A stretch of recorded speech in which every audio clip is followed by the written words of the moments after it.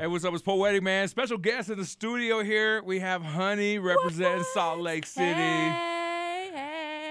How you doing, girl? Super extra, fabulous, magnificent, extra awesome. Okay, that's good for a Tuesday. Definitely. Usually that's how I feel on a Friday. That's how I feel every single day. All day, every day. Tell us a little bit about yourself, honey.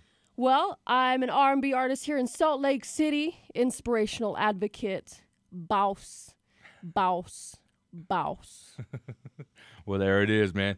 And the reason why we're having her in here, they just dropped a new video, of course, that we have. I've actually seen it online already. I want to make sure that our listeners see it as well, too. So that's what's going on. But before we drop that, though, we want to go ahead and get a little bit about, hear a little bit about you, your background, such as how old were you when you first started singing? That's something that I don't know, and we've been working together for a while. So why don't you let people know? I don't necessarily think that there was an age, there was an era, like when I was going through the stage of understanding how I can vent my emotions, or what's the best way of figuring out how to go about talking about how you're feeling or what you're going through. That's how it started. So it wasn't necessarily an age, but mainly my junior high from 6th grade going on to 8th grade. I joined a choir class, and that's when I figured out that that's exactly what I wanted to do for my life. Was it audio? I wasn't sure then, but now I'm totally into audio, 100%, music videos, making my own music, making everything independently mine. And that's what's up, man. Not many people they're understand that it's a grind. You grind when it comes to your brand. And I'm hungry. I'm hungry. Feed me. Get in my belly, in my brain. Get in my brain. Well, tell everyone about your background, your culture. Well, let me say in Navajo first. Ja, it's she honey and she. Hello,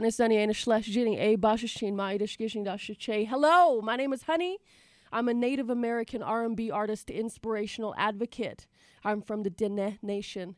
I'm here in Salt Lake City with my friend Poetik C. Mm-hmm. We've been putting out music as well as performing and doing shows together since forever. I've been making music for about, I want to say 15 years, roughly 15 years. I've specifically stayed independent just because I want to help others understand the importance of being creative as well as chasing a dream. It takes time as well as dedication and a lot of work, but it's a possibility. How does it make you feel when you have people that like recognize you or see you like on stage at different places? Like, I want to know how does it feel?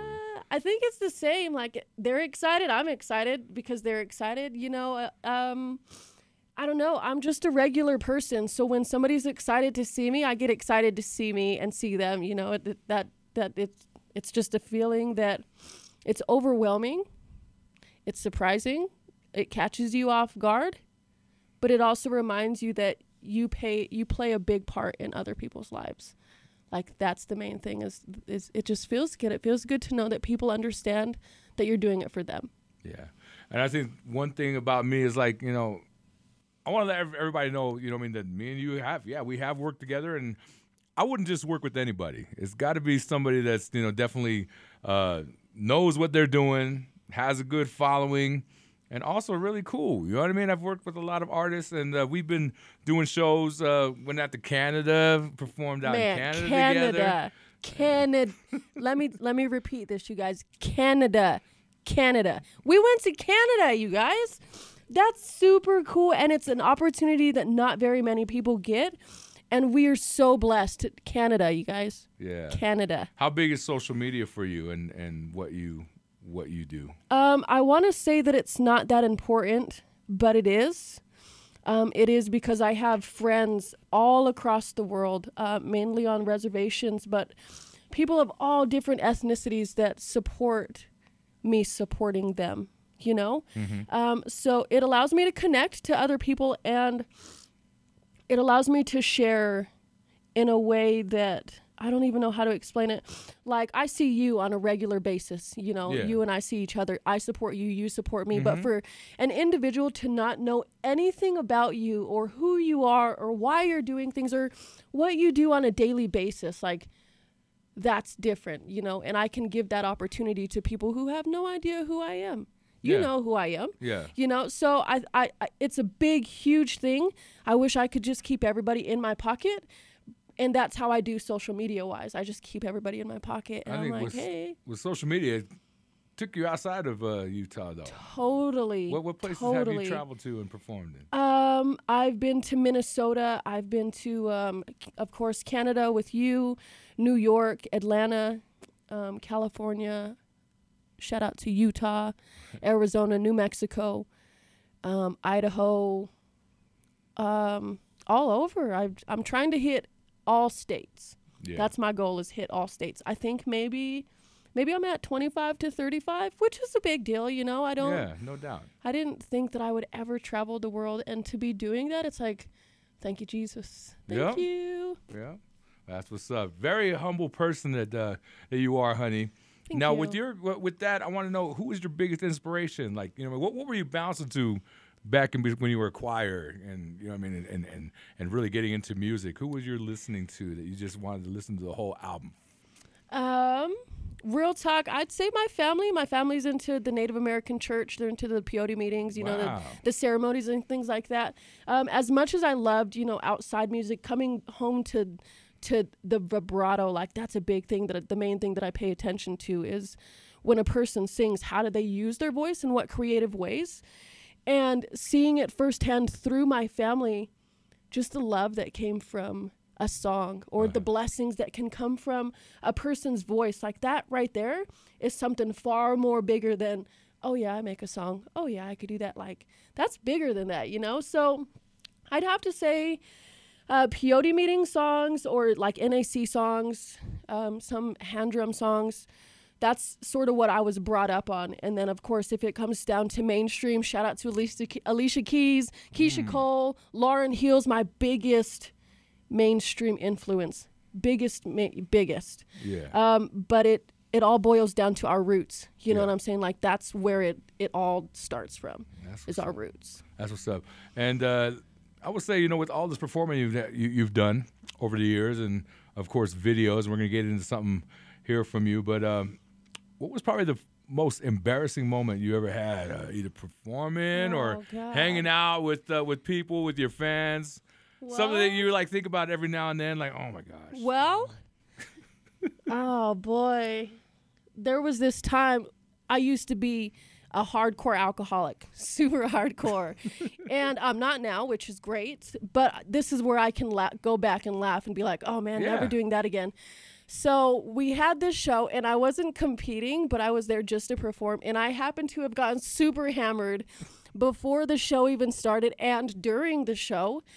And you were hosting the event. I think I remember that. It was over at hotel. It was over at the hotel.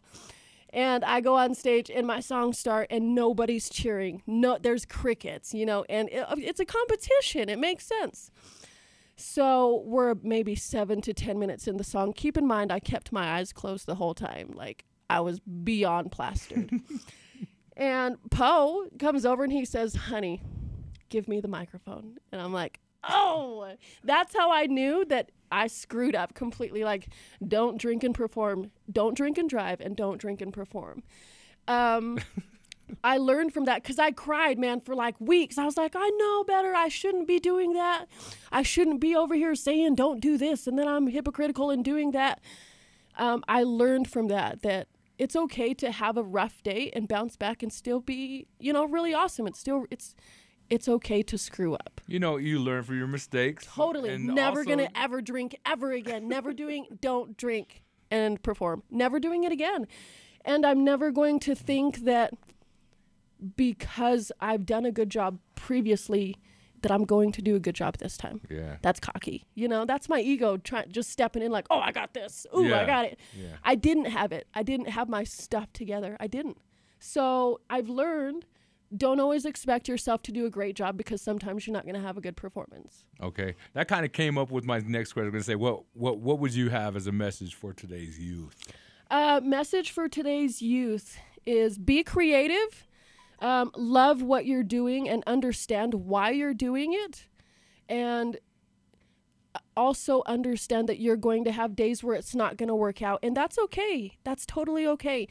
The idea and the goal is to continue forward, because even on days that you feel like you've failed, the only way to keep pushing forward is to continue doing what you love. And that's what I do. I'm preaching what I do on a regular basis. I have rough days all the time, but music is all I know how to do. It's the only thing that makes me money. It's the only thing that brings me a feeling to know that I can take care of other people verbally, you know? Yeah. And so, yeah, chase your dreams, be creative. It's going to take a long time, but you got to be patient and go through things in life and understand that there's different signs that are there for you to understand patience, like when a baby is crying or when you're having a hard time doing things. Those times help you understand that patience is there. You gotta take it and just say, oh, just chill out. Yeah, it's okay. yeah. You know? Yeah, so be creative and continue forth. All right. Well, you're almost there. You're doing things independently. Let's say you get signed. Let's say it's Def Jam. Let's say Universal, Republic. If somebody were to offer you money and then gave you this money, you signed a contract, what would be the first craziest thing, or even just a regular thing, if anything, you would buy with your advance? I don't know. I've always talked with my mom about a dream to start like some kind of event or some kind of recreational center on the reservation. Mm-hmm. So maybe like, I don't know, maybe a closer laundromat from Pinyon to Chinle, or maybe like a recreational center where we can do powwows and have like a workout place, something where we can get our youth going on the reservation. And I know that, you know, sometimes may seem far-fetched, but it's a possibility. I think if I were to get money, of course, I'd pay my mom's house off and her bills. But I would also invest in an opportunity for our people to have a better future. Wonderful. Boom wonderful. shakalaka, boom shakalaka. Yeah. Well, we're getting ready to go ahead and hit the road come the end of this this month. We're going down to Gathering of Nations in April again. So exciting. Man, we did it a couple of years ago, and man, we're going to be back again. What do you think about that? What do you feel about it? I'm so excited because our first time, you know how you just dip your feet in the water? You're not quite sure if you're ready for it. I feel we weren't ready the first time. Even though we were, it was great. We had a great experience. We had a great performance. But this time, we have a few years under our belt. You know, we have experience. We have better songs or better ideas for the way that I don't know. You and I work very well together. Even though we don't communicate like, this is what I want, this is where I want this. Yeah. You, on a musical vibe, you understand. You're talented. You're professional. Gosh. You're professional, you know? So when I work with you, it's great. I don't even have to stress because I know you got my back. Yeah. It's going to be great. And so a lot of people, you know, I'm not just over here doing like my voice on her and talking all that, man. No, I'm actually going to be rocking the turntables for you. That's what I do. I think that's when we first met. That's pretty much what I did all the time in those shows. So we're looking forward to rocking Albuquerque. And now, as far as people want to keep up on you, socials, go ahead and let them know. Voiceofhoney.com. If you want to catch me on Facebook, Voice of Honey. On YouTube, it's The Voice of Honey. And keep in mind, this is all one word. There's no spaces. Next, I would like to give my shout-outs, of course, first of all, to Poetik for allowing me to be here today. Oh, thank you. My mom, my family, my friends that are super close, as well as those that I love. Sammy Vegas, DJ Lamont, Nikki Sosi, she does bad makeup. So, and I mean like bad. She's a bad mama jamma. Make sure you go out and check her out on Facebook. Mike Carroll Productions, our video that we released yesterday. Mike Carroll Productions is the one that took control of filming as well as editing. Jay Moses, Stefan, Alex, all my supporters, as well as all of our supporters. I want to thank you guys for staying in tune, always keeping up and sharing, liking, as well as commenting and watching all of our steps and all of our moves. We couldn't be where we are today without our supporters. So shout out to you, 92. Shout out to Sarah with no H. Oh, Boom. yeah, okay. There you go. And Wes over here too. Yeah, Wes is going ahead and behind the man behind the camera. Yes. So all right, let's go ahead and talk about this song. I know we've been waiting for it. You just go ahead. You just dropped it on Monday. Today is Tuesday. So yesterday. Yes. But we want to let all of our listeners know about this song and of course the video. Well, this is a new video, not a new song. I do like to keep up with my requests, and people that request, hey, can you try this? Or hey, can you try that? This song, Set in the Bar, is a song that a lot of people kept saying, where's the video? What's going on? Yeah. What's new to this? It's a song that's actually really old, but the video allows it to rejuvenate its youth and bring it back to where people can be, oh yeah, I remember that. Oh yeah, this is a great song, and already know the song, you know. So while they're watching the video, they can already be like, yeah, set in the bar, set in the bar, set in the bar. So it took us 6 to 7 hours to shoot the video, and roughly, now that we're completely done editing, I'd say 60 hours of editing. Yeah. And I'd like to say that I was maybe 85% of the time there to edit with that's the cool. So you were production involved crew. with I the was production. involved 100%. I do feel that when you're involved 100% in your craft, you allow 100% of your love into it as well. So I'm there. It's my baby. I got to make sure my baby's being taken care of, you know? Yeah. So I'm there 100% of the time. And I feel that it came out exactly the way it should have. It's exactly the way I seen it in my mind. So everything that you see on the video is exactly how it played in my mind. And it's mind-blowing. You know what I mean? Like, that's so crazy. It's so crazy that my friends came together to experience a vision and allow it to be out there for the world to see. Like, that's amazing. You know what I mean? Like, instead of asking my friends, like, hey, you got $10? Hey, can you do this? Yeah. I'm like, hey, just show up, you know? And I feel like the kids that were there, it allows them to go back 30 years from now and be like, that was my first music video. That was my first time where I wasn't afraid to dance in front of the camera or in front of my mom, you know? That's why I did it. There's it. There it is. Let's go ahead and get into it right now. Hey, yo, and thanks for coming through the studio, homegirl. Thank you, Poetik. Thank you so much for being my friend. Oh, yeah. You know it. Thank you. Word.